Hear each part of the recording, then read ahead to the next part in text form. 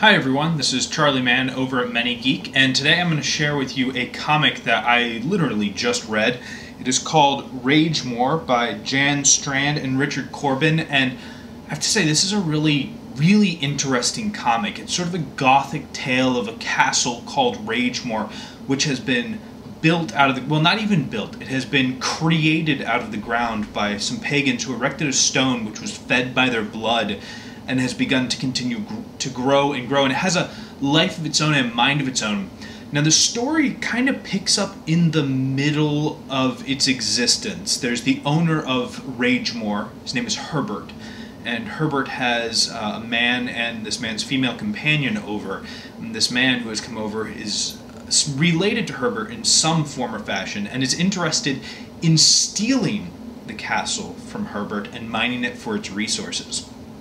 Now, the comic takes some very interesting turns, which is why I'm trying not to give away too much, but let's just say that there are a lot of mythic forces at work, there are some evil, or who we perceive to be evil, baboons at play, and the castle itself can actually move its stone, so it's constantly shifting in shape and size, and it can rapidly manipulate itself so that way it can take people captive, or whatever its evil or good whims may be. And there are a lot of weird things going on inside of Castle Ragemoor.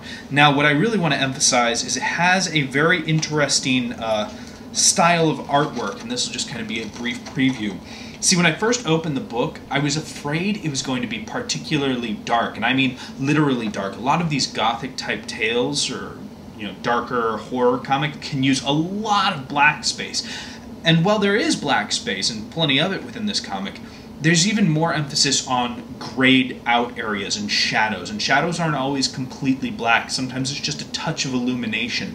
And so it's great that the artists of this have actually decided to give that gray space, to give us the white and the black, not just a lot of darkness where things come from. There are shades in here, and that's what makes it most terrifying. It's a fairly quick read. It won't take you but 30 minutes at most, but it really is a very interesting read, and I'm sure it will get you thinking about this type of comic. And there are some pretty spooky things going on, and I think it'll be very inspiring for a lot of writers out there and a lot of other comic artists that this genre still exists and works of this nature can still be produced to great effect. So I would definitely recommend getting Ragemoor. I ordered my copy online at Amazon, arrived in a couple of days, punched it out. It'll get read and reread because it's such an easy read and because it's so interesting, because there are these little intricacies I look forward to investigating more in the future. So Ragemoor, definitely buy it. Alright, ManyGeeks, go and enjoy.